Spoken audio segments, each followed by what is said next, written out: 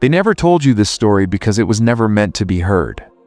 In the summer of 1847, 13 people sat down to supper in a mansion draped in chandeliers and arrogance. Within hours, they were all dead. Their fingernails black, their tongues swollen purple, their screams echoing through corridors meant for laughter. And yet one person lived. A woman the family thought invisible, a kitchen slave named Violet. Tonight, I'm going to pull you into her shadow, not just to retell the massacre of New Orleans' Boggart family, but to expose the hunger, cruelty, and vengeance that brewed behind velvet curtains and silver spoons. Imagine the scene. The Garden District glittered with wealth stolen from sugar and blood. Mansions rose like temples, but their foundations were laid on human chains. Inside one of these temples lived Octave Boggart, a man celebrated in polite society as a disciplinarian, though those who endured his rule knew him as something far darker. His wife Celeste played the part of delicate society lady, hiding behind lace and silence. While their children were raised to believe that human beings could be owned like candlesticks or china, around them circled brothers, sisters, and aging matriarchs, a bloodline draped in respectability but built on domination. And at the very center of their survival was Violet. She had been born into that mansion's shadows, taught from childhood that her only value was what her hands could create in the kitchen. By 26, she was more than a cook, she was an alchemist. Her food brought the Boggarts praise, influence, and endless invitations to dine. She crafted flavors she herself was forbidden to taste. Every banquet she built became another link in her chain, and Octave made sure she never forgot it. But here's the detail they scrubbed from the records. The one they prayed you would never hear. Violet had already begun to transform long before that supper. Hunger, cruelty, and a single act of forbidden love had carved something new inside her. You could see it in her eyes if you dared to look too long, that quiet intensity of someone who no longer fears punishment because she has already chosen her weapon. This isn't just history, it's initiation. And once you step through this story, you won't come back the same. The Boggart mansion was a theater of control. Every morning, the chandeliers flickered to life above marble floors, and the house hummed with the footsteps of slaves whose names were only whispered among themselves. To guests, it seemed like harmony. But beneath the polished surface was a machine of suffering, designed to grind people down until they forgot they were human. Violet had been placed at the heart of that machine. Her day began before the roosters cried, her body already moving through recipes she'd memorized with surgical precision. By dawn, the air in the kitchen carried the weight of spices, roasting meats, and the hiss of boiling pots. Violet crafted meals fit for kings, yet she was forbidden to touch them with her lips. She judged flavors by sight, by scent, by instinct. And Octave, the master, reveled in this cruelty. To him, it was a delicious irony the woman who kept his family alive would remain half-starved, never knowing the taste of her own genius. But Violet's silence was not submission. In the stillness of her work, she began to see what others missed. She saw the greed in Octave's eyes when he counted sugar profits that masked his growing debts. She noticed the way his daughter Margot's gaze lingered too long on Samuel, the stablemaster's son. She tracked the tremor in old Moses' hands when Octave's voice dropped to that razor's edge of calm. The calm that always preceded violence. She cataloged every weakness, every secret. And with each observation, the kitchen became less a prison and more a laboratory. The family mistook her stillness for obedience. But obedience had long since withered inside Violet. What remained was a hunger far greater than the scraps she was fed. A hunger for justice in a world that fed her nothing but cruelty. Then came the breaking point. One afternoon, Violet heard the whip crack outside her window. Samuel, the man she had grown to love in stolen moments, lay bleeding in the dirt, accused of nothing more than existing in the wrong gaze at the wrong time. Octave's rage painted the courtyard red, and when Violet dared to intervene, she crossed a line from which there was no return. From that day forward, she was no longer just the cook. She was the storm waiting in the kitchen. The one servant in the house who touched every life, every plate, every glass. The family had chained her body, but in their arrogance, they had handed her the key to their survival. They never noticed that the line between nourishment and poison is only a single breath wide. And Violet had begun to breathe differently. Octave believed hunger was the sharpest leash. After Violet dared to shield Samuel from his wrath, he invented a punishment meant not just to weaken her body, but to fracture her spirit. She would continue to cook every lavish meal, but she would not be allowed a single bite until the family declared themselves satisfied. If he found fault, she would go without. And Octave always found fault. The days bled together in a haze of agony. Violet's hand shook as she kneaded bread. Her vision swam as she stirred sauces. Her body trembled under the weight of silver trays she carried into the dining room. She was collapsing inward, but Octave made sure she stayed upright long enough to watch him savor her work. He described every flavor in grotesque detail: the tenderness of roasted duck, the sweetness of praline bread pudding, forcing her to stand silently, a starving ghost surrounded by abundance. To the Boggards, it was another performance of dominance. To Violet, it was something else entirely. Hunger hollowed her body, but sharpened her mind. In that emptiness, clarity bloomed. She began to see food not as nourishment, but as power, the single thread tying the family's survival to her hands. Every spice, every herb, every vial in the kitchen became a symbol. She alone controlled what passed their lips. Dr. Thibodeau, the physician, noticed it first. As he tended to Samuel's battered body, his eyes lingered on Violet. Her cheeks were sunken, her hands raw, but her gaze burned steady, unsettling. He told his wife later, "That girl has the look of someone who has stepped beyond fear. I've seen it before. People like that don't break. They sharpen." He thought about warning Octave. He never did. By the third night of her punishment, something inside Violet had shifted. She no longer felt hunger as pain. She felt it as fuel. Every growl of her stomach became another oath. She began to handle ingredients differently. Herbs crushed with deliberate slowness. Powders measured with precision. Liquids poured as though they carried destiny. She moved through the kitchen with an almost sacred calm, while the family ate above, oblivious to the storm gestating below their chandelier. They mistook her silence for defeat. But Violet was no longer praying for mercy. She was calculating the exact moment when the chain around her throat would snap and drag the entire Boggart bloodline down with it. The Boggards worshipped ritual. Every Sunday evening, the family gathered beneath a crystal chandelier imported from Paris. Their table, a theater of abundance, 7 courses, endless silverware, glasses catching the candlelight like trapped stars. It was their ceremony of power, a reminder that they were untouchable.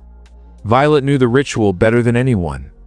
She planned the menu days in advance, chose ingredients from the French market with the precision of a surgeon, and spent hours layering flavors into feasts that made her masters appear divine in the eyes of their guests.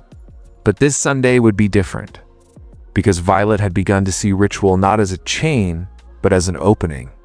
Ritual is predictable. Ritual is blind. And when you poison a ritual, no one sees it coming until it's too late. She studied the kitchen like a general studies a battlefield. Every jar, every root, every powder in her domain carried a dual nature. The herbs that healed could also wound. The powders that flavored could also corrupt. Violet didn't yet touch them with purpose. Not yet. But in her silence, she rehearsed, crushing, measuring, stirring. All while hunger turned her hands into instruments of absolute focus. Above her, the mansion cracked under its own pressure. Octave's debts grew heavier. His temper grew sharper. His children whispered fears they weren't allowed to speak.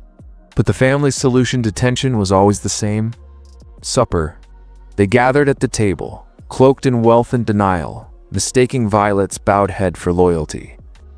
Old Moses, the butler, saw more than he let on. His eyes, lined with decades of service, tracked Violet's movements with a quiet knowing. He had seen men break, and he had seen women shatter, but what burned in Violet was different. A quiet steel. He never spoke of it, But in the glances they exchanged across corridors, a silent recognition passed between them. He knew the kitchen had become her altar. The family never noticed the way Violet's presence had changed. She was quieter now, yes, but not broken. Her silence carried weight, like the pause before a storm. And as she placed dishes before them, her hunger no longer pleaded for scraps. It promised something else entirely. That summer night in 1847, every candle in the mansion burned a little too bright. Every shadow stretched a little too long. History would say, fever took the Boggards. But in truth, their fate was already simmering in pots they never dared to taste.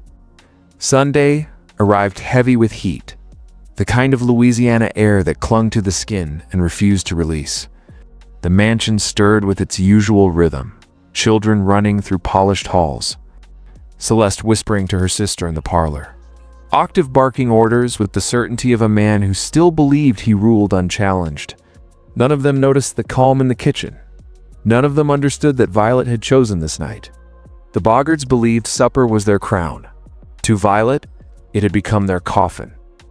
She moved like a priestess at her altar, every motion deliberate, every ingredient placed with precision. The soup simmered. The bread rose. The sauces thickened. But within the careful choreography, Violet introduced her variations. Powders ground finer than flour. Liquids stirred into reductions until they were indistinguishable from flavor. The line between nourishment and poison blurred until it disappeared altogether. To the untrained eye, nothing changed. The roast glistened, as it always did. The vegetables shone in butter. The dessert was a masterpiece of sugar and art. But woven into the feast was something no guest could see: a silent rebellion. Measured in drops and pinches, invisible in candlelight but lethal once swallowed. When the clock struck 6, Moses announced supper. The family processed into the dining hall as if attending a sacred mass. Octave at the head, Celeste opposite him, children and relatives filling their appointed seats. The chandelier blazed above them, refracting light into prisms that danced across the polished table. They bowed their heads in a perfunctory prayer, thanking God for the abundance Violet's hands had conjured. Blind to the irony that God had not prepared this meal, vengeance had. Violet stood in the corner, her body still aching from days of starvation, but her face unreadable. She carried the first course with steady hands. Soup bowls were filled, spoons lifted, conversation resumed. Within 90 minutes, the poison would bloom. She watched as Octave praised the seasoning. As children laughed between mouthfuls, as wine glasses clinked in ritual harmony. They were celebrating themselves, blind to the shadow already spreading in their blood. For the first time in her life, Violet felt full. Not from food, but from certainty. The chain had snapped, and with every bite they took, the Boggards were feeding her freedom. At first, nothing seemed unusual. Supper unfolded with its usual rhythm, Octave boasting of sugar profits, Celeste sipping wine in calculated silence, children whispering gossip behind linen napkins. But Violet, standing motionless in the corner, knew the clock had already begun. The first sign came quietly. Margot, the eldest daughter, placed her spoon down with a faint frown. She pressed her fingers to her temple as though chasing away a sudden dizziness. Seconds later, her little brother coughed into his napkin, then again harsher, as a spasm rippled through his chest. Conversation faltered. Octave's eyes narrowed, annoyance sparking in his expression, as if illness were an insult to his authority. But the interruptions multiplied. A cousin's hand shook so violently that wine spilled across the linen. Celeste's complexion drained to a sickly pallor as she clutched at her throat, struggling to draw a breath. The laughter died. The chandelier light seemed suddenly too harsh, every crystal shard cutting into their eyes. And then chaos. Margot collapsed against the table, her silver fork clattering onto the china. The youngest child began to convulse, knocking over his glass, red wine pooling like blood across the lace runner. Celeste gasped in short, jagged bursts, her nails clawing at her corset as if trying to rip the air free. Octave rose to his feet, his voice booming in anger rather than fear. Enough. He roared, as though command alone could halt the unraveling of his bloodline. But the words broke into a cough, then a choke, then a desperate rasping gasp as his legs buckled beneath him. The dining hall erupted in screams. Chairs scraped against marble, plates shattered, bodies writhed across the floor in frantic spasms. The scent of roasted meats and sugared pastries mingled grotesquely with the stench of bile and sweat. Wealth, power, lineage, all dissolved into the primal chaos of survival. Each boggart clawing against an invisible hand that squeezed tighter with every passing second. And through it all, Violet stood silent. Her face revealed nothing. Not triumph, not pity. Only the calm of inevitability. She had fed them death, and now death was feeding on them. Moses, from his station at the doorway, watched with a trembling stillness. For years he had served their table. Tonight, he bore witness to its undoing. His lips moved without sound. Prayer, perhaps, though whether for their souls or for Violet's deliverance, no one could say. The chandelier flickered, as if the house itself recoiled. In less than an hour, the boggart mansion, once a temple of supremacy, had become a tomb. Silence came slowly, like a tide withdrawing after a storm. One by one, the screams dulled into whimpers. The whimpers collapsed into rattling breaths, and then even those were gone. What remained in the grand dining hall of the boggart mansion was not a family, not a lineage, but a scattering of bodies, twisted, slack, frozen mid-motion, as though the poison had sculpted them into grotesque statues. The chandelier above still burned, casting light across faces that only hours earlier had brimmed with laughter and arrogance. Now their mouths hung open in silent agony, their hands clawed at the air as though reaching for salvation that never came. Silver platters still gleamed, dishes still steamed faintly with the remnants of Violet's feast. But the guests would never lift another fork. Supper had become their last rite. Violet stood motionless at the edge of the room. For the first time in her life, she felt no chain, no leash, no command pulling her body into service. Hunger gnawed faintly in her belly, but even that was muted by the deeper fullness settling into her bones. She had fed them, yes, but more than that, she had unmade them. She had rewritten the rules of the house. Moses entered quietly, his steps soft against the marble floor. His eyes moved over the carnage without shock. He had seen cruelty carve itself into generations. Perhaps he had always known that cruelty would demand payment. When his gaze met Violet's, no words passed between them. There was nothing to explain, only acknowledgement. Somewhere upstairs, a clock ticked, unbothered by the deaths it marked. The mansion seemed to exhale, its oppressive weight loosening as though the walls themselves had been complicit in holding. The family together, and were finally free. The air smelled of wine and sweat and something acrid that clung to the throat. Violet walked slowly toward the table. She looked at the empty chair she had never been allowed to sit in.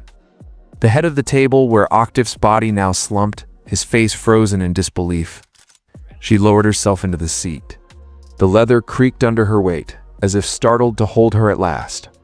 For a moment, she allowed herself to imagine what it felt like to belong here not as a servant, but as the one who ended the bloodline. Outside, the cicadas sang, indifferent to the human drama that had just unfolded. Inside, Violet closed her eyes. She was not free yet. The world outside the mansion still carried chains, still thrived on masters and slaves. But within these walls, tonight, she had carved out a new truth. They were mortal, and she was inevitable. History would try to bury her, to write fevers and curses into the record. But Violet knew the truth, and in her silence, the truth began to take root, like a seed in the dark. By morning, the mansion reeked of death. Servants who had not attended supper whispered in terror as they glimpsed the dining hall, 13 bodies twisted in unnatural repose. Silver goblets overturned, a feast left untouched at the point of ruin. None dared speak Violet's name aloud, but all of them felt her shadow in the silence. The physician, Dr. Thibodeau, arrived at dawn. He pressed fingers to cold necks, examined mouths stained dark, and finally declared what would become the official record: fever in New Orleans. Fever was a familiar curse, an explanation convenient enough to quiet panic. A wealthy family struck down overnight, tragic, but not unexplainable. No one questioned further. No one wanted to. But the city talked. Servants whispered one version of the story. Slaves on distant plantations whispered another, and in the markets the tale grew darker with every retelling. Some said Violet had conjured spirits from the swamp, that she had bargained with shadows older than the city itself. Others swore she had fed them herbs so rare, so carefully measured, that the devil himself must have guided her hand. The Boggart mansion, once the stage of endless soirees, became a hushed landmark of dread. Children dared each other to touch its gates at night. Passers-by swore they saw candles flicker in windows long after the house had been abandoned. And always, the name of Violet surfaced like a ghost, not spoken loudly, but carried in murmurs that refused to die. Moses disappeared from the record, his fate unknown. Some claimed he fled upriver, carrying Violet with him. Others believed he stayed behind, burying the dead in unmarked graves beneath the cypress trees. And Violet herself, she vanished into the silence of history, leaving no trace but the fear she planted. What remained was the legend. The cook who turned hunger into a weapon. The woman who poisoned an entire dynasty in a single night. In the dark corners of New Orleans, her story became both warning and inspiration, whispered to terrify children, but also to remind the enslaved that even the most powerful masters were not untouchable. The Boggarts had built their empire on sugar and blood. Violet had dissolved it in a single supper. And though history refused to write her name, the city remembered in its own way. Fear became her scripture. Memory became her monument. What Violet unleashed that night was more than poison. It was something the Boggarts and men like them had never imagined could exist: the inversion of fear. For centuries, fear had been the iron chain that held every slave in place. Fear of the whip, fear of hunger, fear of losing family, fear of God as preached through the mouths of masters. Fear was the invisible currency of control. But Violet had turned it inside out. With one meal, she forced the powerful to taste what the powerless swallowed daily: helplessness.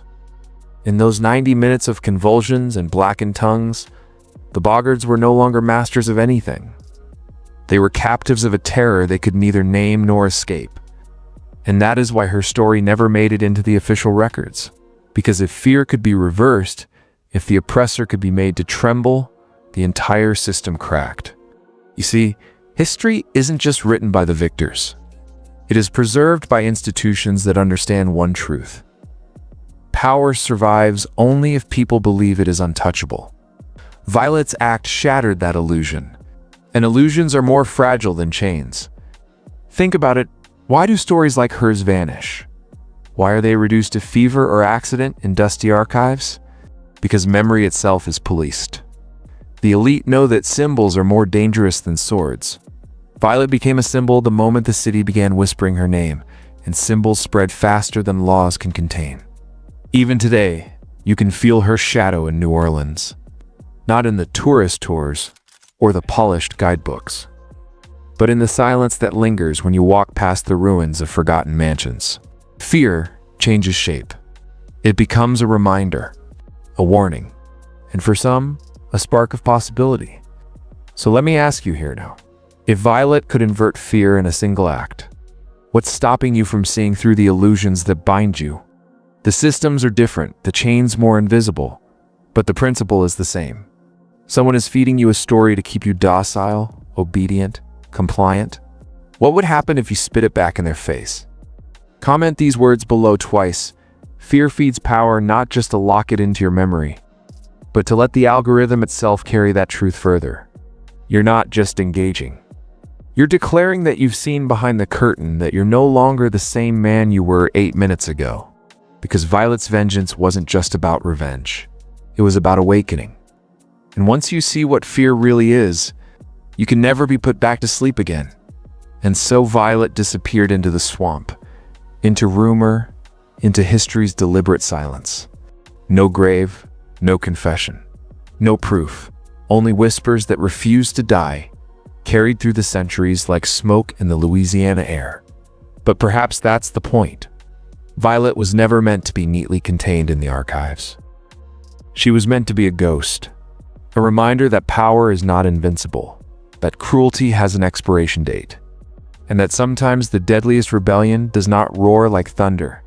It slips silently into the supper wine and waits. The Boggards believed their name would live forever. Yet tonight, you don't remember them as merchants or magnates. You remember them as corpses at a poisoned table. Violet, the slave who was never supposed to have a voice, is the only one whose story we still whisper. That is her vengeance. Not just death, but memory. Not just rebellion, but myth. And here's the truth. They don't want you to realize. Violet isn't just a woman from 1847. She is a mirror. Her story is the pattern repeating the hidden proof that every system of control eventually devours itself when the oppressed learn to turn fear inside out. Ask yourself, what are the poisons of our age? What feasts are you attending without knowing the cost? Whose table are you really sitting at? The past isn't gone.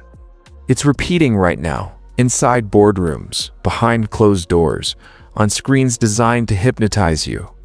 Violet's act is a message across centuries. See the system for what it is, and decide whether you will choke on it or spit it back.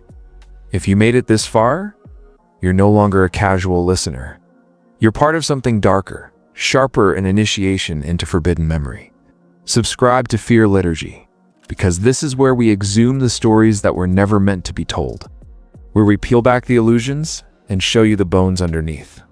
Like this video if Violet's vengeance shook you, share it so her ghost is not silenced again, and leave your mark in the comments. Let history know you were here, because the more you whisper her name, the more she lives. This is Fear Liturgy. You've tasted the poison. Now, the choice is yours.